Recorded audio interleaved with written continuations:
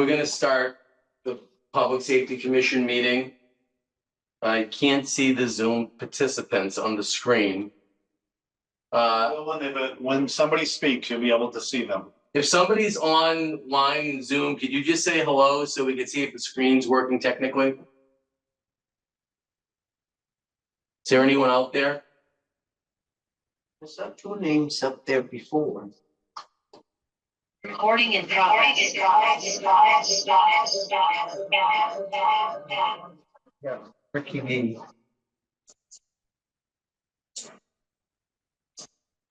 So can you speak on your phone so we can hear you? You're on, right? Yeah, yes, step outside. Okay.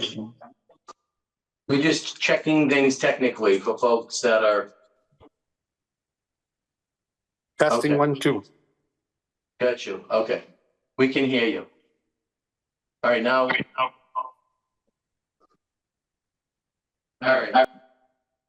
Okay, good. Thank you. All right, so we're going to officially start the Public Safety Commission meeting. It's Wednesday, August 28th. It's 6:01. I'll make the chairperson statement. This meeting is being recorded by the Public Safety Commission. If any persons present are doing the same, you must notify the chairperson at this time. Is there anybody online? If you're recording the message, could you speak up and let us know?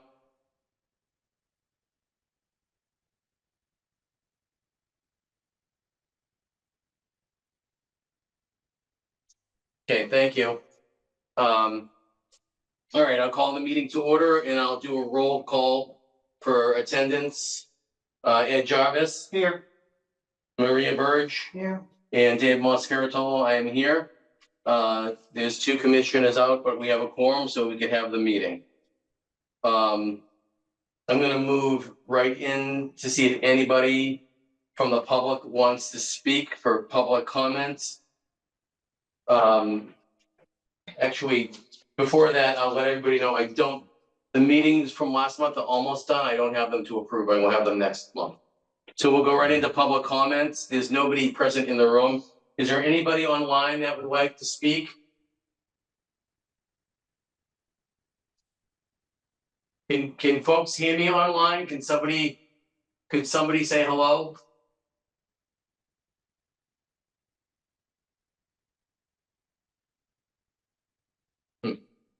Don't think they can hear us.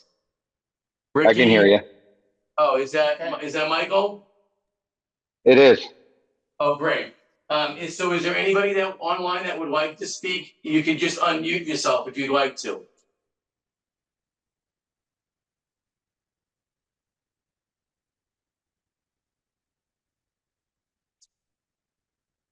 Nobody online would like to speak public comments? Did you want to do public comments then? Did you want to do public comment? I forgot. Not this table. This is if you want to come up and speak. You can come, if you want public comment, come on up. Just leave it open. I was sending links for the meeting to people who were requesting. Okay, so I think I can do that. Fairgrounds on the agenda? Excuse me? Are the fairgrounds on the agenda tonight? Yes. Yes, And there's. I know that there were people that were going to try to reach into the meeting, for the Silver Street. Yes. Okay, so I think, never done this before, but I guess, the commissioners see there an issue with reopening public comment later on? No, not at all. I think I can make that call. Yeah. You guys folks, so I'll just ask one more time, is there anybody online right now that would like to make public comments, for the meeting? Please speak up.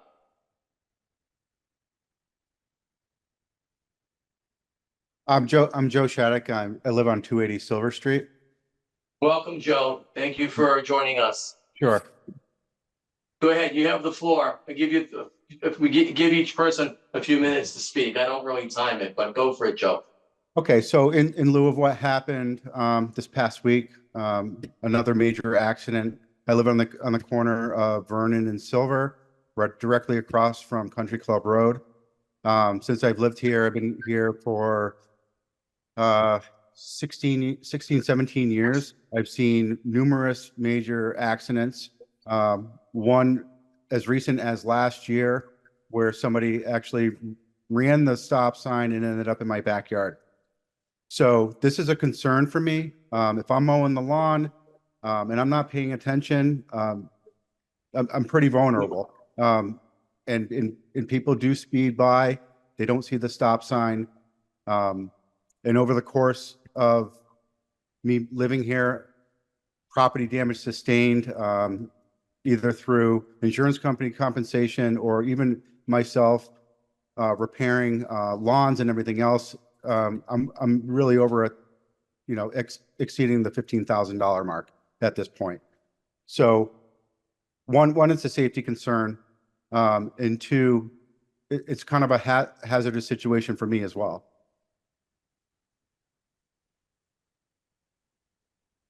All right, well, thank you, Joe, for speaking and give us that information.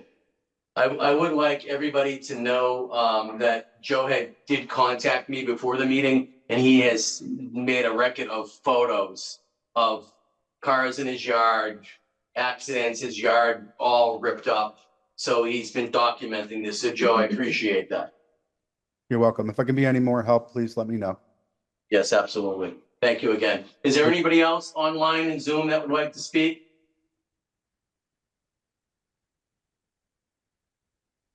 Please speak up now before we move on.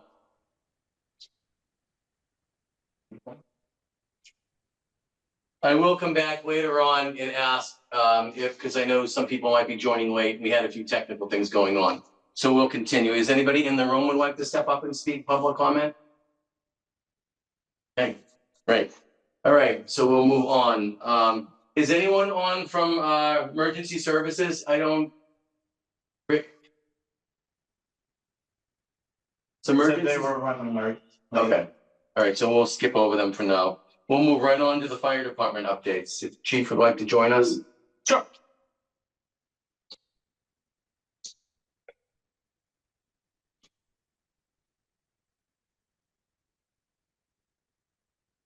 Welcome. Thank you. I don't have a lot other than a follow-up with clarification on a misquote that was made the last meeting. Was never when we talked about the light at outside of the firehouse. It was not a hybrid lane as it was reported. It's a hybrid light, which is what I said it was. Just for clarification.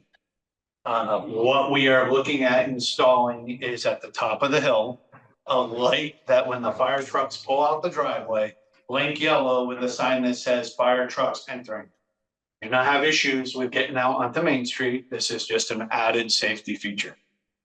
So I wanted to clarify that because there was a lot of comments that were made after last month's meeting on our social media platforms. So Is that right at about where Toyota entry is? we're still evaluating the location of it. Gotcha. We do have a quote for it. And again, it is not a stoplight. It does not stop traffic. It is a simple light that is very common in fire stations throughout the country, that when the fire truck is entering Main Street, it's just a warning that says there's a fire truck entering. That's all it is. So I don't know how it got out of context when it was reported, but that's hopefully that clarifies things a little bit with that. So outside of that, our newest recruit is doing great and should be qualified shortly for full rotation. The other hire is still in the process of has gone through the medical evaluations and now is having the physical agility test. And once that's done, then we hope to onboard her as soon as we can and bring her in front of this commission for you folks to meet again. We're entering our busy season for the fire department from the fire prevention and administrative side. Schools are opening. There's fairs going on. There's festivals going on. There's a bunch of activities going on, and September's really busy for the fire department. So I will give you more information about that as we go into next month. I know that, I think you have it on your agenda to discuss the accident on Silver Street last week. Yeah. I'm only going to comment right now about the response from the emergency services side of things. It was handled very well by the police, fire, and ambulance. There were multiple patients, two of them. When we have a lot of patients, we categorize them based off of severity and colors. So there were two red, which are severe patients, two yellow, which are emergent, and green, which is usually walking wounded. We had two red, two yellow, and one green, which meets the threshold for the declaration of a mass casualty incident, which was declared during the emergency. And what that did was brought in ambulances from Coleraine, Northfield, South County, two from AMR, Greenfield had one, and a life Star helicopter was called and transported the patient from the helipad. Was well coordinated, and everybody was transported fairly quickly out of the scene in a very well organized way. So I'm proud of the responders on that. And other than that, we are still loving but getting used to our new building. It is has capabilities that we are still working through, but everything's fallen into place. The one last outstanding issue that we have preventing us from getting a permanent CO, we're operating under a temporary, is our chiller, which I don't want to confuse everybody. The chiller actually controls the heat on the apparatus floor. We have a redundant heat system on the apparatus floor, but the chiller does the primary source of heat on the apparatus floor. It is installed. It is hooked up. It is hooked up to the fuel source. However, we cannot what we call commission it, because in order to commission it appropriately, you have to have it balanced, and you need to balance it in like conditions, meaning that it needs to be commissioned when it's in the heating system. Mm-hmm. So that's the only thing that's preventing us from getting a permanent CO. And we hope to have that probably by October, where the temperatures will drop enough where we can kick the heat on.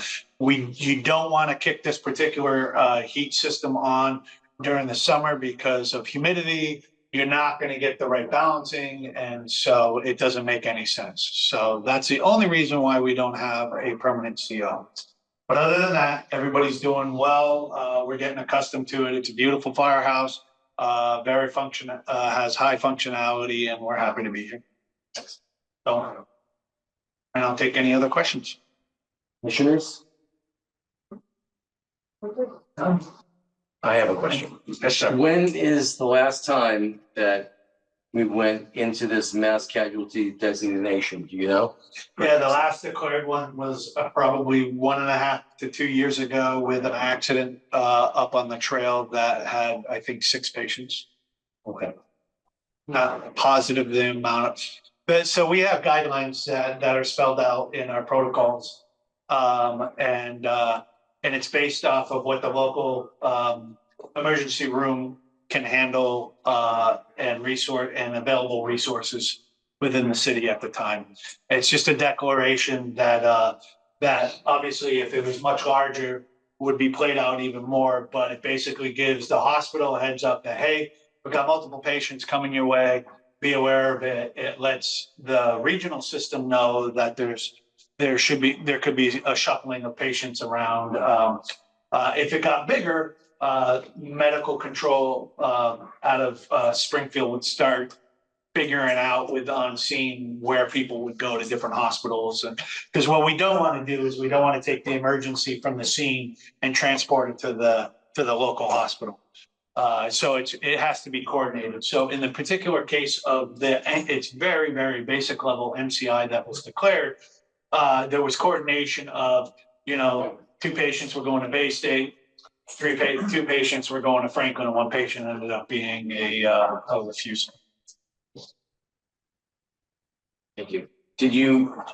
I have on the agenda an organizational review, command structure of the department. I felt now that you're in your new home, there's been a lot going on. I wanted to put that on there to give you an opportunity if you had or wanted to talk about that. You don't have Yeah, I'd be happy to. So our organizational structure, and it's good for especially new members of public safety to understand how we operate. At the top of the department, we have the chief of department. And right now, our current structure is we have a captain in charge of logistics and a captain in charge of planning. The logistics captain is the stuff guy. He makes sure that all the trucks are running. He gets all the equipment that's needed. He does all the communications with radios. It's a huge task. And then our planning's captain does all the planned events, emergency plans within the fire department, training, which could be its own job by itself, EMS coordination, and a bunch of other responsibilities. In addition to that, we have a day captain that his sole responsibility is code enforcement and inspections, which is a 1.5 time job that he manages to do very well. Down from there are our 4 shifts. To maintain our span of control on our shifts, we have a captain, and he oversees a lieutenant and 4 firefighters. And that way, if we have to break up companies within a working shift, we can do that and still have the supervision that's needed. We have up to 7 on a shift. We'll work with a minimum of 5. The lieutenant runs the shift when the captain's out. It's a cost saving measures as well, but they are the number 2 on the shift. There are 4 shifts that do that. One of the deficiencies that we've had within our command structure that we have put on hold for several years now, since Deputy Jarvis left, was to work on our shift strength and build back our shift strength to our where we should be. And we did that by sacrificing the deputy chief. The last 2 budgets, I did try to upgrade one of the captains back to a deputy chief. So the structure would be chief, deputy chief, 2 day captains, and then the shifts. That is the goal. That is the ultimate, most efficient way to run the department. But we have fallen short over the years to restore that deputy chief's position. Right now, I'm the only chief officer, the only officer that's out of the union. I do go on vacation once in a while and have a day off once in a while, but when it comes to the executive level of decisions, especially like discipline and, direction of the department, I'm the only guy. And so having a deputy chief is huge for maintaining continuity within the department. So it's my goal to pursue that again in the next budget season, to upgrade a captain, which means one of the 5 captains we would have would assume the deputy chief's role, and we would not fill that captain's position. Thank you for that update. Any questions from? I have a Commissioner? question. Would it be possible to get a copy of your organizational chart? Absolutely. Be happy to. I do want to just touch on one thing that the chief said about the deputy chief, that it's very, very, very hard for the chief to take a vacation or take a day off because there's not somebody here to make the decisions that the deputy chief, a second in command, would make on a personnel level, or if something arises where there has to be some action taken for discipline or something like that. The chief is basically the only guy that can do that right now, and it's huge that we need to get that second in command back into the department. Not only does it do that, but it also gives a little bit more continuity for fire grounds, for structure fires when the chief is gone, that you have a deputy chief you do have a chief officer that is available and has the command of that event. So it is detrimental that the city finds the funding for that next year. It's I tip my hat off to the chief for staying available 24/7 and taking the hand of one of the departments since I left, but I retired, so sorry, chief. That's okay. You know, I'm gonna reiterate, you know, we made a conscious decision to put bodies back on the floor, and that's the priority. Mhm. The priority is always putting the people out in the street as given, you know, given the allocation of resources to them, and to make sure that we are fully staffed on the floor strength. And we've been able to accomplish that. So I'm hoping, I know budget's gonna be tight, going forward. I'm hoping to put it through for next year and hopefully we may get some traction on it. Great. Along with the details that Commissioner asked for, can you also send us the, you know, the daily responsibilities of the deputy chief? Sure, I mean, obviously, I mean, sure, I'll give we you my. know when you're not here. We know when you're not here, that's the job description, but it would be nice to have the Yeah. bullet points on, you know, like when you're here, what the deputy chief would do. Yeah. You know, and then when you're not here, we know it, they assume your position, but you know what. We I'm have a job asking for. description. Okay. I say it a little tongue in cheek, but reality is that the deputy chief usually has almost the full authority as the chief. Yeah, He yeah. doesn't make the final decisions most of the time, but he has the same authority as the chief of Sure, department. I got you. All right, thank you. Anything else? Any commissioners? No, happy you're Can you- here for your third public safety. Yes, thank you. And can you do me a favor? Yes, sir. Can you look at the screen to see why it's cut out a little bit? Like, on that screen it is. Is it on the one behind us? Can they see you? It is. So I'll do a quick explanation for the commissioners on this. What you're seeing is the screen with the Samsung. That is going to be anybody out in Zoom land. Okay, They'll show up on that. okay, What you're seeing on the other screen is an overview of who's in the audience, including this room. oh, okay, I got you. So we can Okay. change that so you just see the room, but this way you see everybody. No, I get it now. It's hard to see it from here, but I didn't even know that one was on, but. And if you had a presentation that somebody wanted to do off a laptop, Yeah. it would show up on the ones that have Samsung. Okay, So great. Technology, love it. It's really state of the art.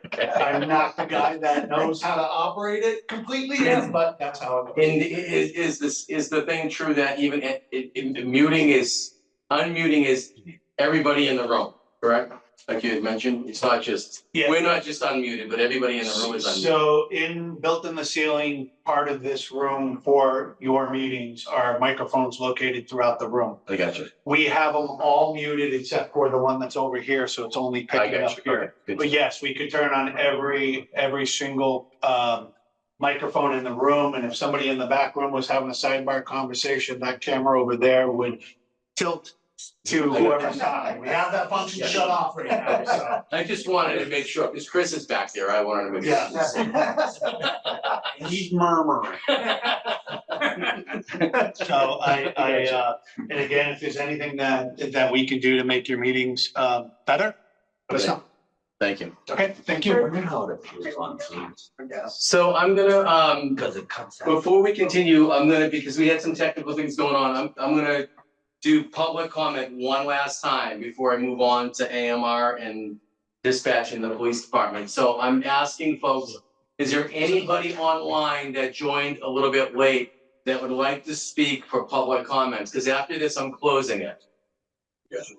Yes, I would. Okay, could you state your name and your address? And My name is Karen Desitels, and I live at 276 Silver Street. thank you for joining. And thank you. I have been living here since 1992. And I have seen my share of accidents on this corner here. I normally wind up being the traffic director until the police show up. My concern is that when people come down Country Club Road, it's such a long road that people don't even know that there's a stop sign. So I was wondering if we could, on Country Club Road, get a stop sign that's like the one on Wells Street in front of the DPW up further on Country Club Road so that people would be aware that there's a stop sign coming up. We're not gonna answer right now, just so you know, it's just your comments. We're gonna talk about it a little bit later on in the meeting, but this is the time for just public to comment. Well, that was my comment.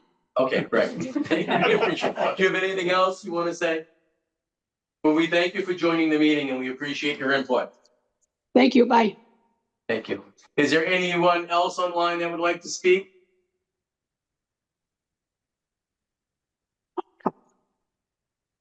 I like get off. Okay, going once, going twice, going 3 times. All right, thank you, folks. I'm gonna close the public comments. Would you like to speak? I just If you didn't do, come know. up. Okay, good, come on. Front and center. I just didn't know what the content was gonna be. There's not too much in the agenda about what the fairgrounds is talking about. I can only guess to what that would be just because of some of the activity that has been noted in other meetings that I was at. And it's just, I feel like I don't want the fairgrounds to stop, but there's a lot of entities, not just you guys, that need to be involved in molding that place. Cause I've been talking to a lot of the neighbors. I'm actually going to a meeting tomorrow with them in the area, cause it's very disturbing for the people. I went and worked that concert. You seen me there. I loved it, but you gotta go back to who's footing the bill, who's it affecting? And the neighbors are really getting bothered by it, and we're not really capturing much money as a town, I think, from it, and it's definitely changed in use, so there needs to be some type of regulations. Cause I know the neighbors are trying to form some type of sound ordinance, which probably won't work with Mass General Law, but like, we could be proactive as a town and not just like shut these neighbors up, cause if that was my grandma that bought a house there 20 years ago and doesn't have any money to move in this economy, I'd feel really bad for her to have to hear rock and roll 24/7. But what if your dog died and just another weekend of constant music, you know, some of the people don't get any peace up there. So just really want to look out for the neighbors too and the taxpayers. That's all. Thank you for speaking. Thank you. All right, anyone else? Okay, I'm closing public comment. Thank you, folks. I'm gonna move on. If AMR would like to join us. And just, we know who you are, but state your name for the Zoom folks, so they might be new people joining, so that. Sure. Kim D'Angelo, the operations manager for AMR. Thanks. Hi. Welcome. Thank you. Floor So, is yours. excellent. Summer finally coming to a close. We've had a super busy summer. Call volume has been steadily low 400s in the 911 volume request. July, we saw it come up almost to 450. August is equally as busy as we've been. Recruitment is a big focus for us for our Greenfield base right now. We've had 5 of our employees that have upgraded to a different level. So we have some holes on the EMT side, which is new for us. Usually we're short on paramedics, but they upgraded, which is great. 2 of our full-time paramedics are cross-trained on critical care transport. So we've had a little bit of finagling the shifts to equal out. But our core staff up there has been super proactive with finding opportunities for us to go out in the public and kind of do recruitment through the local EMT programs, colleges, things like that to hopefully build staff back up. We've hired 1 full-time EMT and 2 of our per diem EMTs have recently gone full-time as well. So we're building it back up, but some changes on the shift setup lately. Equipment wise, exciting. Our crews don't know this yet. We just got approval for a new ventilator for our Greenfield station. It's a Hamilton, it's state of the art, it's the top of the line you can get. So that has been approved. And now once it comes in, we'll train our Greenfield paramedics on it and then put it right into service. So that's exciting. We've had a cool find from our Greenfield crews. We have a new safety system in our ambulances to make sure that not only in the front seat are they wearing seatbelts, but being buckled in when they're in the back for both crews and passengers. If they take like a family member or a parent with them. We found the sensors weren't really in great places to alert. You had to kind of be sitting square on the full seat to make it realize that you were buckled. Otherwise it alarmed them the entire call. not ideal in the EMS route because they're moving around a lot. So our Greenfield crews identified the issue and they've actually rolled out nationwide a new fix with the manufacturer of how they're working the seatbelt alarms. So that was kind of cool that it came out of here. But otherwise, our business as usual. I'm happy to answer any questions you might have. Any questions? Does the schedule change at all when the fall comes rolling around in the winter? Is it pretty much constant? Is it, I mean, does it fluctuate between the summer and the fall as far as It doesn't. manpower? It doesn't. Okay. We tend to float up some extra trucks to help with the Franklin business. And as far as our 911 trucks, it's consistent volume enough that we keep the same core staff up here, summer and winter. Appreciate your time. You're welcome. Thank you so much. All right, I would invite the police department up. And I would assume you're gonna do dispatch and everything all at once, sir? Yeah, I guess so. Do you want that Oh, I hug didn't now or bring you any want it after the stats. meeting? What's that? You want that hug now or you want it after the meeting? I want. I need you to ease me into this. Yeah. Thank you, chief. You want me to change the format? Keep it exciting? We had to print it out. Your email was Make it broken. more exciting. I think I did see it though. Did you email? Did you get a rejection or something from an email? He's always rejected. I wanna just kind of jump off script a little bit. Sitting on Zoom. Can I just say one thing first? Yeah.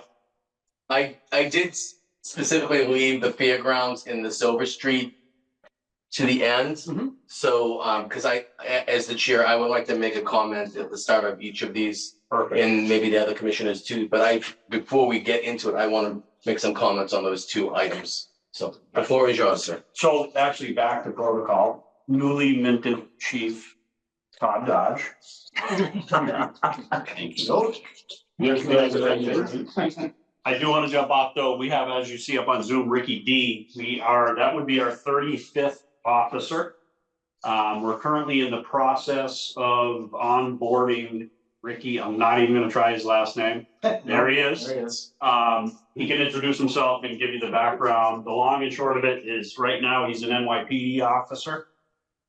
And he has to go through the waiver process with the Mass Police Training Council. So he's got to go through an MPT waivers system. He's already submitted his letter. They've received his letter. Lieutenant Green is working on the balance of that. I don't know if you want to talk. As far as this letter, so I'm working with HR. He has to fulfill three things before MPTC will actually consider his waiver. One, he has to pass a core competency test, which it's I imagine it's a 100-question test on mass law and all that stuff. He has to get a 70% score to pass that. That's something he does in his living room. He gets a 2-hour time limit, and then the score is submitted to MPTC. Second, he has to pass firearms qualification with a MPTC firearms instructor, which be myself or 3 other guys at the police department. And the third thing he has to do is the CPR, which again happens at our station through our trainers. Once he gets all those done and completed, it's submitted to his Acatus account. They review it, and then he's brought up in the monthly meeting they have. Once a month, they meet and they discuss like waivers and whatever else they do.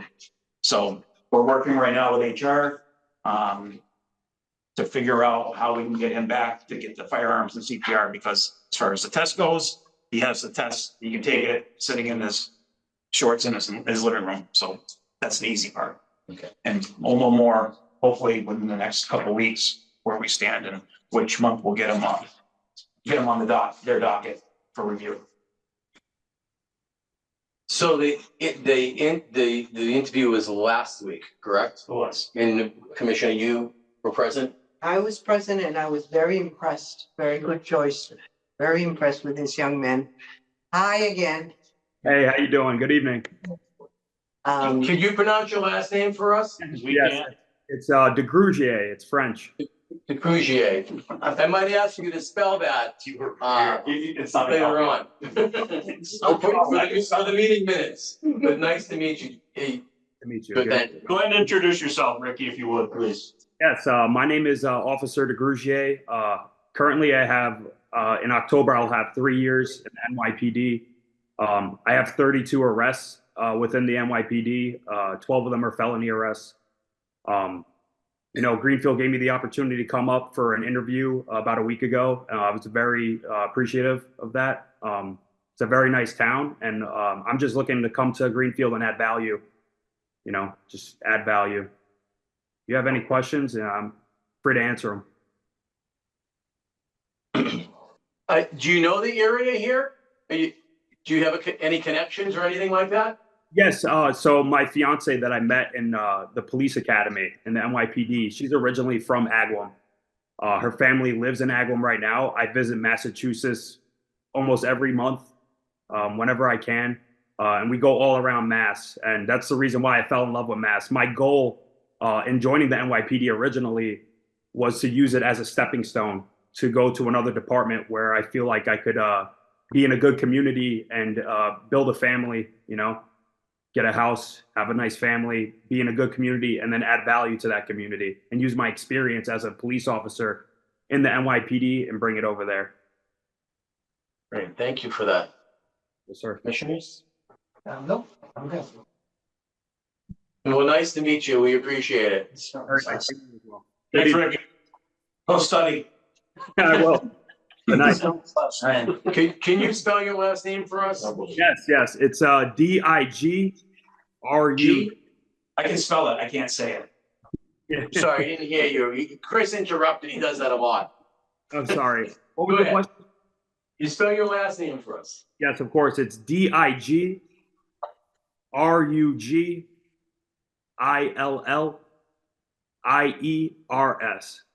It's a doozy.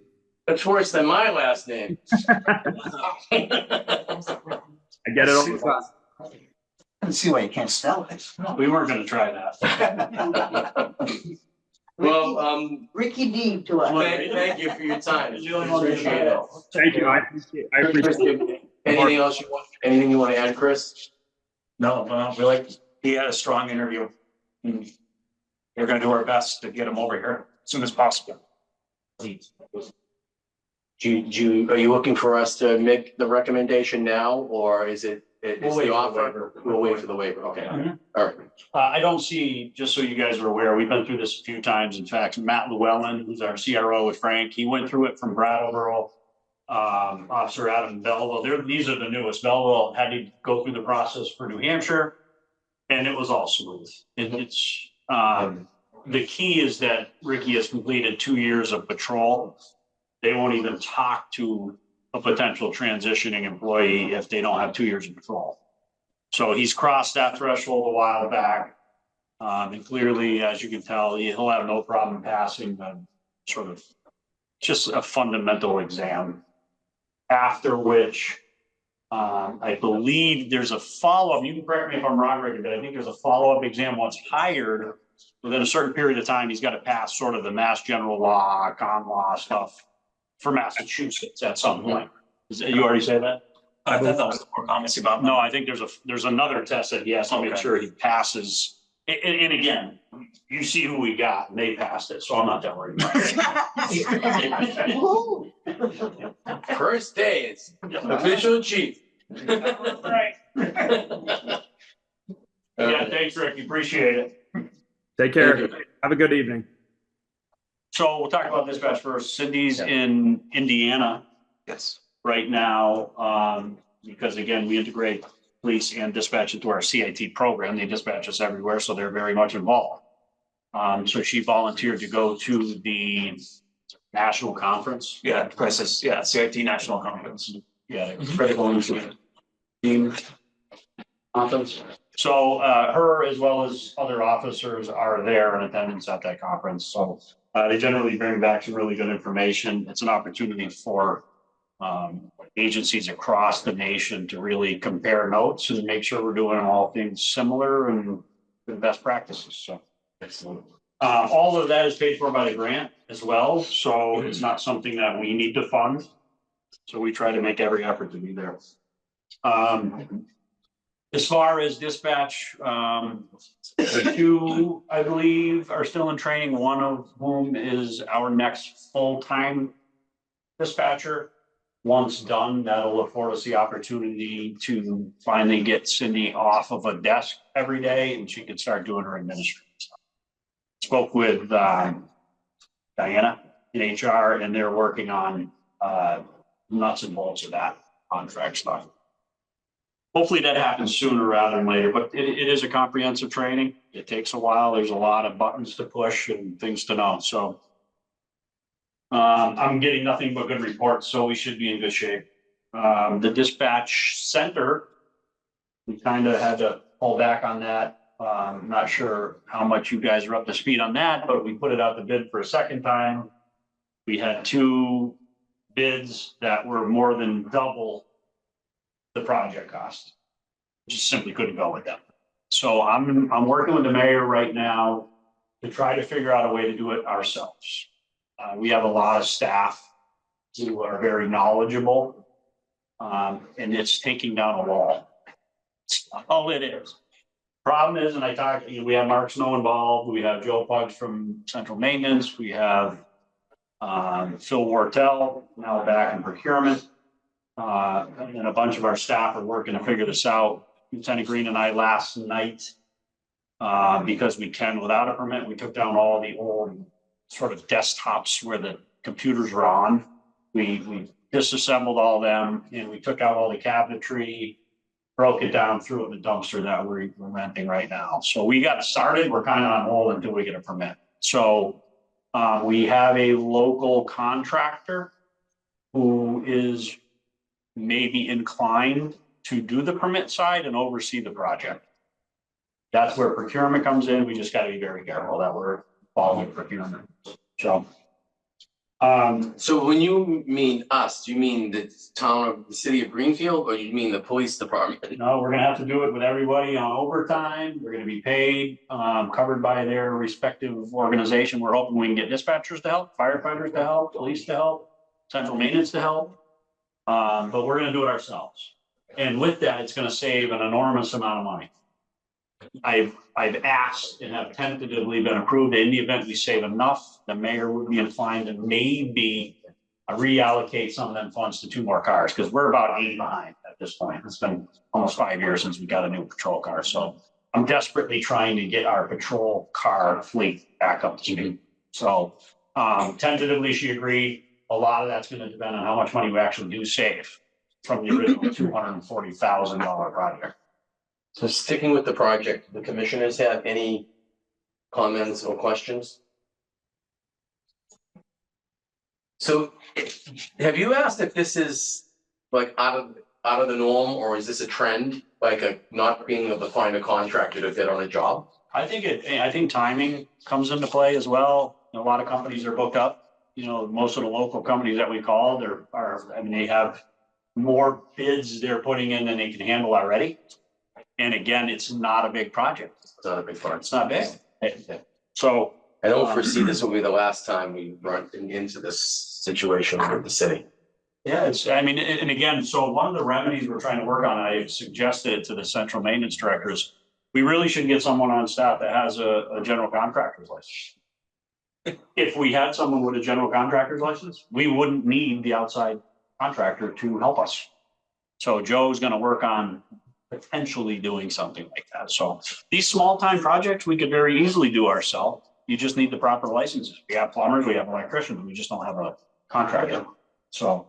And it's been a long time. Yeah, it's been a long time. Everybody's in favor of it. It's just a matter of whether or not we can make it happen. So it'd be a good thing for the city to have someone who could pull a permit. So.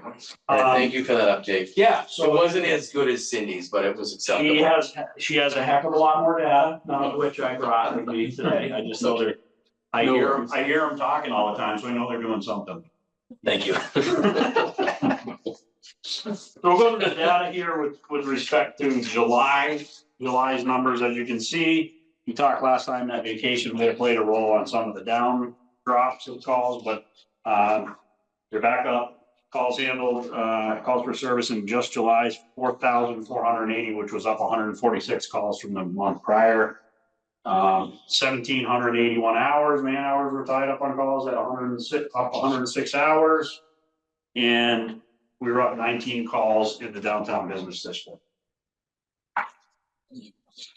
That created 187 incident reports, which strangely the month before only had 10. I don't know how that happened. I think it was a typo. So if that's the case, that was 177 more from the previous month, but I don't believe that's true. Accident reports stayed exactly the same at 35. Arrest reports were up 11 to 58, and citations are coming back up. There were 207 issued in July. Special reports, you just met Ricky. Again, we're hoping that flows smoothly. His requisition request has gone through and been approved. Pending the formalities of the MPTC waiver process will be the next one to start. So who do what now? Business? Oh, yeah, yeah. So I gotta put that in there. Can we go back? Yes. Just a step back. Are citations just moving violations, or they all cited, are they? It's moving by, that's They're motor vehicle they're stop. motor vehicle citations, so. Motor vehicle stop, yeah. That encompasses civil infractions, warnings, and criminal compliance. Oh, okay, it does include warnings. Yeah, it's when they're caught, yeah. As Lieutenant Green started, you wanted to go ahead and talk about it? So along with the interviews for the new hire, we also requested letters of interest in our department for the business district officer. We had 3 people that were interested in becoming the downtown officer. We selected as the first one of 2, is Jedediah Henry.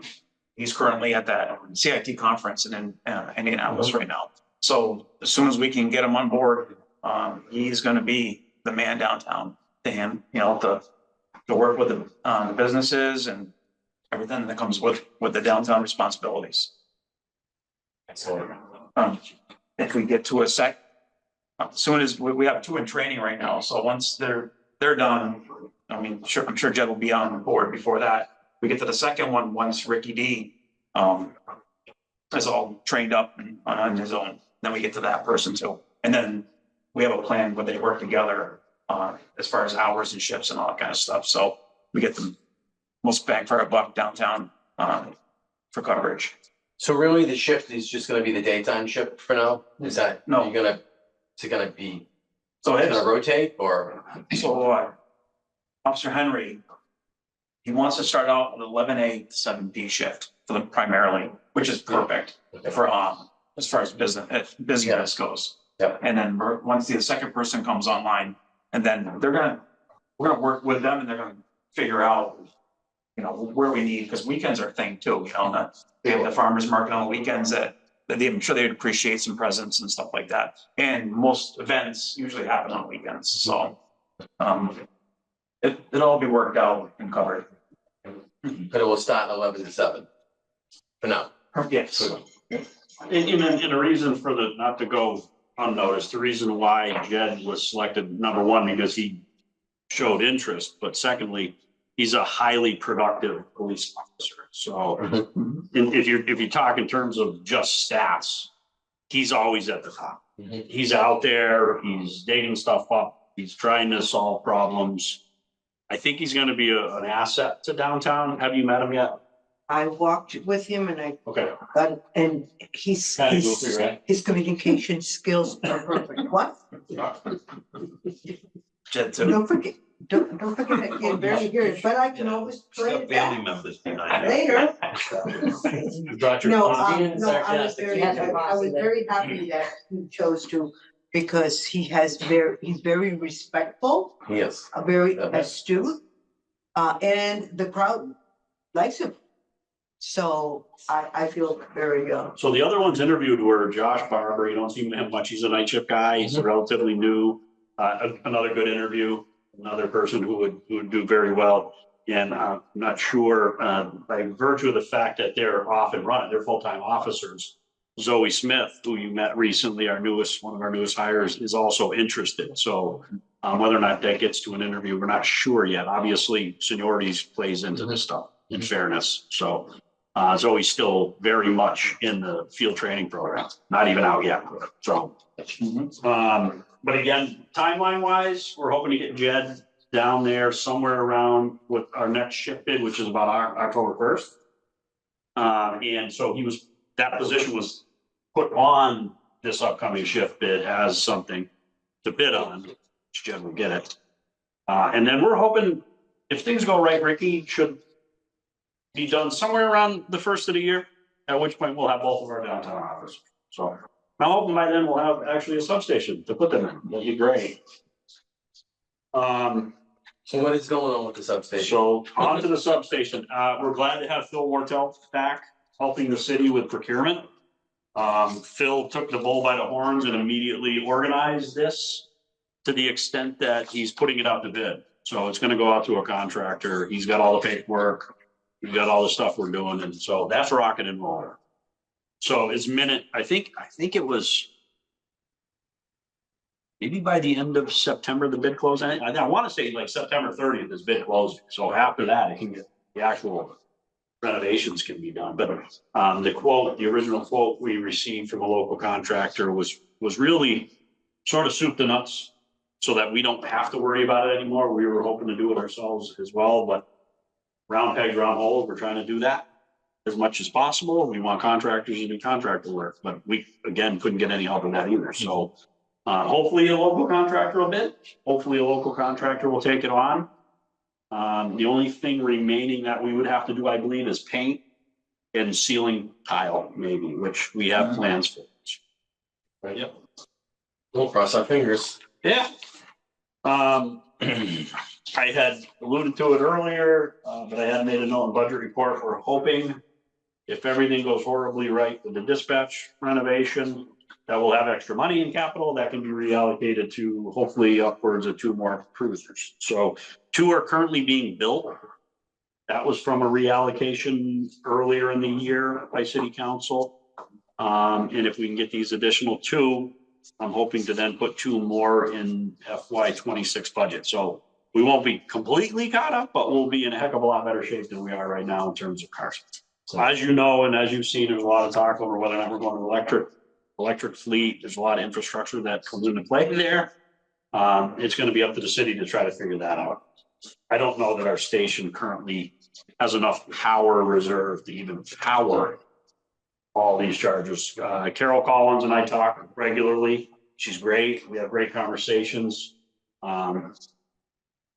She's definitely understands where we're at and is putting some work in to try to figure out the best solution. We'll see where it goes. And the best timing. Best timing. Yes. Like you said, there's more involved than just buying the car. That's exactly You know, the infrastructure could be more expensive than the car. I had asked central maintenance, I had asked Joe to do an audit of our current electric system first to see what is left. I haven't got that yet. He's obviously going to. So I did do some research and sort of nationwide. Most common answer to that question is you have nowhere near enough to power a fleet of cruisers. So, and of course, we're not going to change one day to gas, one day to electric. We're going to probably do a trickle in process. Co-response activity, as you know, it just gets busier and busier. They had virtual remote follow-ups for 39 in July, 76 in-person responses. As you know, we have 3 responders now, not 2. They did 7 evaluations, section 12s were doubled up to 12 in July. There's 4 emergency department diversions. Again, that's the key to this. Hospitalizations were 15, which is up by 5. There was a voluntary transport, 2 medical transports, and this particular month an officer was injured, nothing serious, but they'd have to document them all. And 1 arrest or summons resulted as a result of co-response activities. And for people that don't know, what are the shifts for the co-responders? That what shifts are they on? Is it a rotation? It varies from month to month, but it's 16 hours a day, usually 6 days a week. You know, they overlap. They never work really together. But with 2 of them, one will work days, one work eves, or some kind of hybrid of that. But usually it's 16 hours a day, never after 11 p.m. And the third one's a manager, so she kind of floats in the middle and it's just double if we have more going on, or say Deerfield or Montague has a need for a clinician, then we can send, if we have two on, we send one there, send one the other direction, so. Yep, there's a lot of coverage. They're gonna, later next month, they're gonna have a bunch of interns. Because we're like the place where they wanna train and learn, do our activity and all that stuff, so interns will be coming in, we'll be meeting them, and then where they go from there, some may stay and learn the business, with the Greenfield, Deerfield, Montague region, and others might be, move out to Northampton or into the other CSO areas. Good program. Definitely a good program. There's a lot of help being administered on it. Excellent. Okay. Any questions for the chief? Now you, Sidekick? now you can stop Hi, acting. I lost my Golden Globe Award now. I gotta get, now it's real. My Oscar, Mhm. yeah. Messes with me every day. I guess I got an Oscar. That's why they made a full promotion. Yeah. Until she starts showing up and just opens the door. Well, Showing up on time for meetings? Raps on the door. I want to say something, as far as your promotion. I was very happy that the mayor decided to appoint you. Not because of you, it's because of the fact that this city has been under a lot of, let's say, uncertainty. We needed someone who knew the city and who was going to stabilize, the police department, because bringing somebody else from the outside means to me is that everybody's wondering what that person is going to do, if that person doesn't know the community. So I was happy that, to hear that the choice was made to go with, and besides, you'll do a good job. He's solid. To that point, Judy, I believe Judy, and she's been coordinating with Janine, much appreciated from both of them. I believe it's gonna be September 10th at John's On at 5:30. So you guys are all, the swearing, we're gonna do a formal swearing in ceremony, so. September 10th. 10th, 5:30 at John's On. And she's sending out a mass emailer, but I asked her to ask specific people more directly. I don't want to be so informal. Excellent. So I'm here telling you, you are invited. Thank you. And I hope that Any I'm gonna look good. questions or comments? All right, we're gonna move on. Next on the agenda, I think we covered everything under the police department. We're gonna go into the fairground discussion. I asked the chief to talk a little bit about the police department involvement, and especially with, if folks have read in the paper that an organization that wanted to have an event for the second time, was denied their license, because of particular reasons. I'd like the chief to talk a little bit about that. But I want to make a comment as an individual public safety commissioner. I don't represent all of us here, all the time. And my comment is that, I know folks came to the Public Safety Commission meeting and expressed concern, lots of concerns about the fairground, the noise and other things. And I've gotten a lot of phone calls from people, concerned on either side of the house with the fairgrounds. And, I just want to make sure that people understand what the role of the police are at the fairground and the fire department.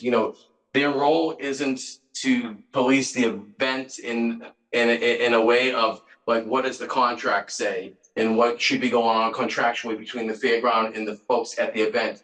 Their role is really there to be public safety folks. And knowing that they're the face of Greenfield, right? They are there, they're representing Greenfield as far as the police go, they will get approached by a lot of people. And I do feel, as folks said here in public comment, for the folks that live up there, right now I'm going through a noise issue with a neighbor, and so I know what it's like, but that's not in the police jurisdiction. You know, and at least I don't feel it is. The other commissioners might have other comments. But, you know, the police are sometimes put in the middle of these things and the fire departments, and they have a role to fulfill. And sometimes all of us might not know what that role is. You know, there is a lot of other departments involved with the fairgrounds. We all want to see it thrive, but we know there's concern out there for the neighbors. And certainly we as public safety did listen to the folks, and we're concerned about it too. So that was just a statement that I wanted to make as an individual public safety commissioner. The other commissioners want to say anything before the chief? Yeah, so just to add a little bit to that is, anybody who wants to have an event up there first has to talk with the board and get it approved, just like the Franklin County Fair. And then they go before our Board of License Commissioners. They present their bill of goods and what they're gonna do, and the License Commission, with sometimes some contingencies agree or disagree. So in these cases, it was promoted to the licensing commission that it was a trade show for cannabis related products and manufacturing equipment, things of that nature. So unwittingly, they approved. What it was found to be was actually open air drug dealing at the fairgrounds. So once we learned of one of the more recent events, Mike Thoreau, our actual health director, sent troops up there to kind of take a look at what's going on up there, and discovered drugs being sold across the counter. At the same time, unbeknownst to us, the mayor decided she was going to take a walk around the event, and they were trying to sell her drugs. So the biggest concern we have, of course, for the city is that we cannot be complicit in open air drug sales. So together we decided we're gonna have to do something about this. This can't happen. This is not what the licensing commission gave them a license to do. So in proper fashion, they were afforded a hearing. I believe anybody can view that hearing. I don't know if it was recorded or not, but the long and short of it was the producer of that show denied any knowledge of the illegal sales. But nonetheless, after speaking at length about it and hearing from others and seeing the pictures that were taken by the mayor, they had denied or suspended a license that was approved, I believe, for the end of October.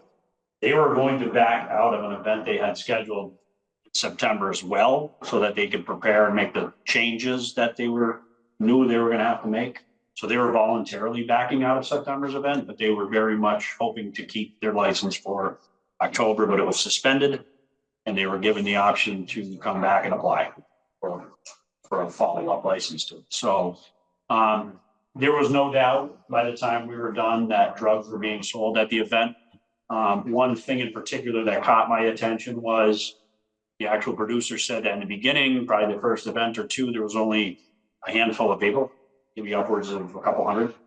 And then the most recent event was an anomaly where it peaked almost 5,000 people. Well, that's because people are learning they can sell drugs openly in Greenfield. So everybody came to Greenfield to make some money. So we can't be a part of that. So any future events, we're obviously going to be up there and we're going to be taking a look, and we're going to have to take steps in the event they're found to be dealing drugs illegally. The concern I had, and I talked to many media outlets about it, was we have to walk. I know Chris and I have gone to many of these, the cannabis dispensaries. They have very rigid rules, very rigid by the Cannabis Control Commission, to the tune of they have to spend several $100,000 to get their building up to speed. I mean, there's massive amounts of surveillance cameras, documentation they have to do, secure rooms, vaults. It's a ton. And then of course their deliveries are highly regulated, their sales are highly regulated. So it's not fair to the individuals who have spent all this money trying to set up a legitimate shop. And then these people just walk up and pay a day fee to, operate out of the fairgrounds and sell. So there's a lot of reasons why that's bad. Just a lot of reasons why it's bad. So we're going to have to open our eyes to that and make sure that we're there and be present for it. It's hard, be hard pressed to to convince me that that was a trade show. Ever, so. We appreciate the input. As far as sort of to segue off on the rest of the events, I get both sides. We're definitely in a jam on this one because I know that Mike Nelson he's a doer. If anybody who knows Mike Nelson, he's a busybody. He set up the event that used to be in downtown Turner's, the Fall Festival. He's always moving. He's tireless. And being in charge of the Agricultural Society right now, his job is to fill the stands, generate revenue for the Agricultural Society. So, and again, these are all presented to the Licensing Commission, and the Licensing Commission, for the most part, has to approve them. So, I mean, unless they come and say we're gonna sell drugs at the fairgrounds, but they have to approve the license. So, absent anything else, tough time, because Mike has been very active. Mike has done what he believes is the right thing to do, and that's to book the fairgrounds. Long time, it was just the fair, and people were used to that, and they would just do the fair, and on the weekends, they'd run their little horses around the track quietly. But he's got it bustling, and they're not liking it, so I get it. I get both sides. Appreciate you being attentive to the situation of these events. And, I can see you being, in the middle here. So Yeah, it's not a we good appreciate spot. your patience. And I mean, things are gonna have to be worked at with other departments within Greenfield and other private groups, the residents forming groups. So, right, but we appreciate what you do. Yeah, Keep the we're place, listening. to keep the place safe. We're listening. And again, it's some of the complaints were down to people dropping off their families on the side of the road. I mean, the same thing happens at the fair. There's only so many streets in, and they get cluttered and stuff. But we're listening. We'll do what we can. Any questions or comments from other commissioners? I just have, and Who's gonna do that? it doesn't really pertain to the police department, but I was under the impression that, oh, wow, all this money is coming on, and then coming into the community, and I find out that it's not so. The Greenfield tax, they don't. We get nothing. We get nothing. I think Ryan mentioned that. We don't have a stake in that. We don't get nothing out of it. It's So- interesting. Not a From our public safety perspective, they concern, have but them or interesting. not. We don't Sure. make anything off it. So. Yeah. But I let, TV land research. Valid point. Thank you. Okay, we will move on to Silver Street and Country Club Road. As you all probably know, I live on Country Club Road. So, going along with the folks on Zoom expressing concern, several times my office faces Country Club Road, and several times I've seen cars drive up to each other neck and neck. And, sometimes I think there's a turtle on the road, because usually I'm the turtle guy and I go out and I move the turtle along for folks. There's a lot of them. But, in a lot of cases, they start zooming their engines and they're getting ready to drag race. So they drag race from, the beginning of Country Club up to 91 overpass, coming the other way. I mean, people are speeding, and I think there was a comment, it's a long street. So when someone's driving down there really quick, they don't even see the stop sign at the end of the road. So, I think speeding both ways is a concern for me as living on the street and as the public safety commissioner. And I also know that taking that left-hand turn, being on Silver Street, trying to take that left-hand turn on the Country Club, I'm always looking on my back mirror. Or, there's times when I pulled over to the side of the road on Silver Street to let cars pass before I approach Country Club, because I'm just horrified that someone's gonna slam into me, because they're flying over that bridge, going, they think the road goes forever, and they don't realize there's stop signs. So, I appreciate the chief bringing it up and wanting to put it on the agenda. I'd like to hear from as many people as possible on the commission and the chief. I know that there's been an email floating around with Malo, and Malo has already ordered blinking stop signs, 2 of them. I'm not too sure where those are gonna go. If it would be great to know where they're actually gonna be placed. But I'd like to hear from, the commission and other folks that want to speak to that. I know Commissioner Jarvis has some things that you have to speak on, so. But I think it's, what I liked the most, honestly, is in hearing the public comment, the fact that we're all in tune.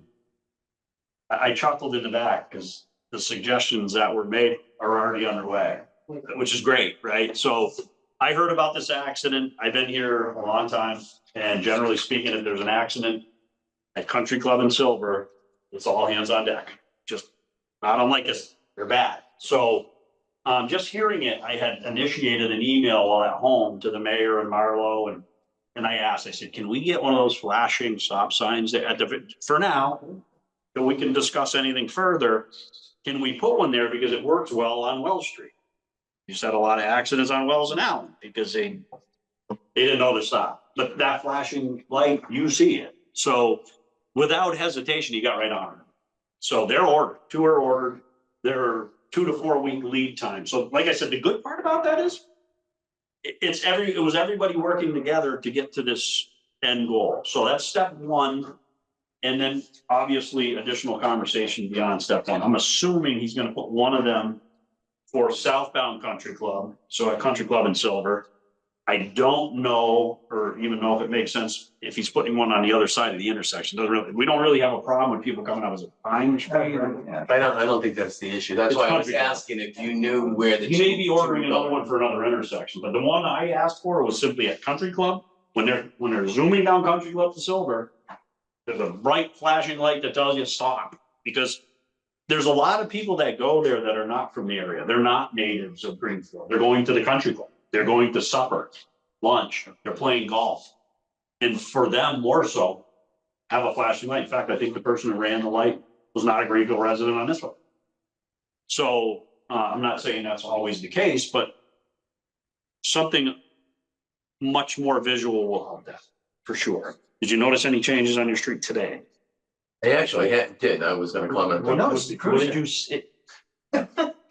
Again, Chris and I went and grabbed a car and we put it out there today, and it's a good spot. What we deemed was probably the southern side, longest, straightest stretches. So it seemed to work well in different places. We even tested to see whether or not you could tell there's someone sitting inside it and you cannot. So anything we can do, we'll do it. So I don't know what the long term is. I know it wouldn't be very favorable to many to put a 4-way stop there. People would get a little upset about that. They hate being stopped or slowed to any extent. I don't know if a 4-way stop, people would even stop for it. You know, that's the honest truth. Like, you know, people There's stop, already most signs on the other side. most people stop on Silver Street, with the exception of, you know, the accidents that we've had, you know, on Country Club Road going to Silver Street. But I think it's gonna take a let's see what happens approach and see if these flashing stop signs help. I'm sure that will. I mean, we had a lot of really bad accidents at Wells and Allen. Yeah. And we haven't had one since that sign's been put. It's a good thing. And again, getting back to the Country Club Road one, I don't know how many years you lived there, but it's immensely improved from back in the day. I mean, there was a house right on the corner with more trees. You couldn't see anything if you had to come down there and take a look. So it's far better than it used to be. It's not perfect. So we got to really take a look at it, brainstorm, and try to figure out what we're going to do. Clearly, slowing cars down is important. I'll give you my take on it, and my take is, wasn't well received 20 years ago, and it probably won't be well received now. My take is on it that nothing slows down traffic from Silver Street, Federal Street to Conway Street, nothing along that road on Silver Street slows down traffic at all. We had an intersection of Allen and Conway Street that it took somebody getting killed before they put a light in. A 4-way traffic control light. Wasn't real well received by the DPW years ago. And I doubt it's gonna be well received now. We have kids going to school. We have Four Corners, we have the high school, we have the Catholic school right over there on Chapman Street now. We have a bunch of kids walking those streets, and nothing slows down traffic. I'm not gonna sit here and say that it's gonna stop people coming Country Club roadside Because nothing's gonna slow them down unless they see the cruiser. I got 15 people flashing lights at me tonight when I was coming into this meeting anyways. And I said, I already know I passed it on the way home. But anywho, that's my remedy. I think the traffic control lights are called traffic control lights for a reason. They slow down the flow of traffic.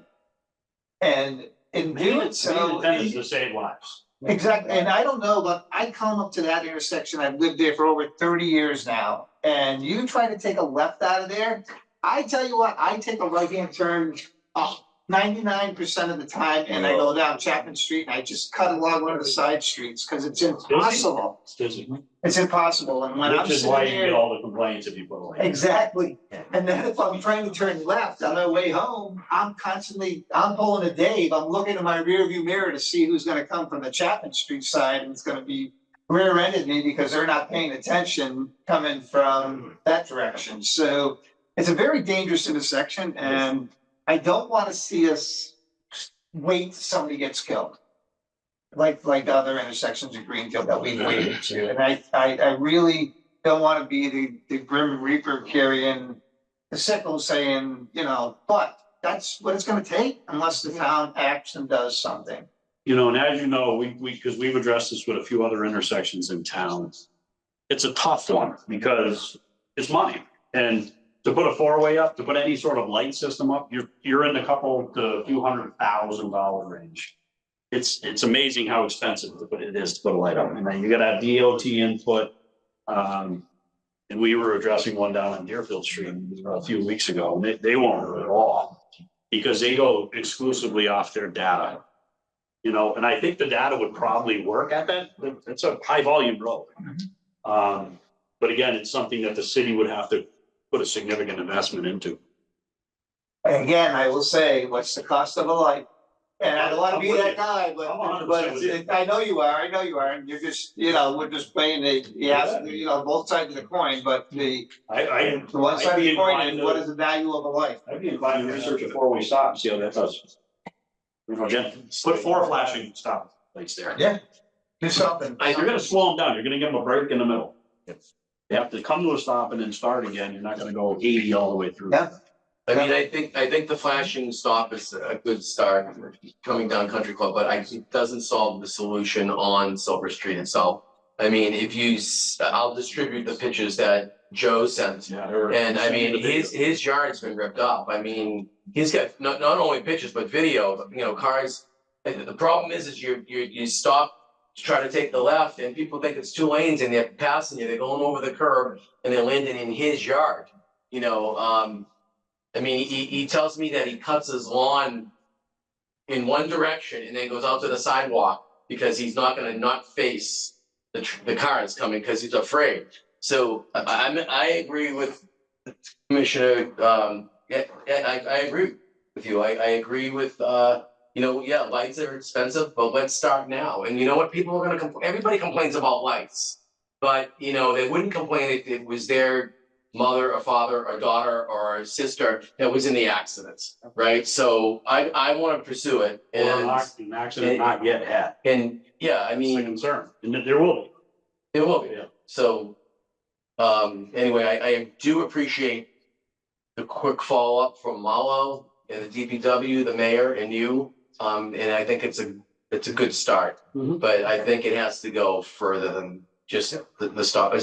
The country, it doesn't solve the Silver Street speeding. Again, I think what the commissioner was alluding to is it's one long road with no break at it. So you also have another significant intersection of Davis and Silver. There's accidents there, they're as bad as the ones at Conway's. Country Club. So those 2 intersections could likely be addressed, and being that they're almost dead center of that road, you're slowing them down there.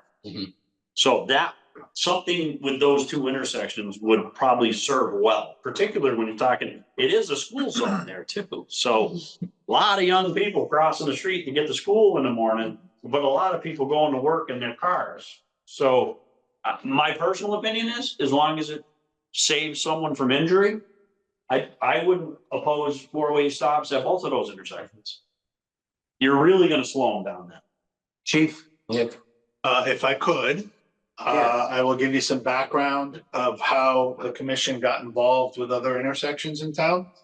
So any traffic control, i.e. stop signs, lights, or anything, regardless if it's a city street or a town street, has to have DOT approval.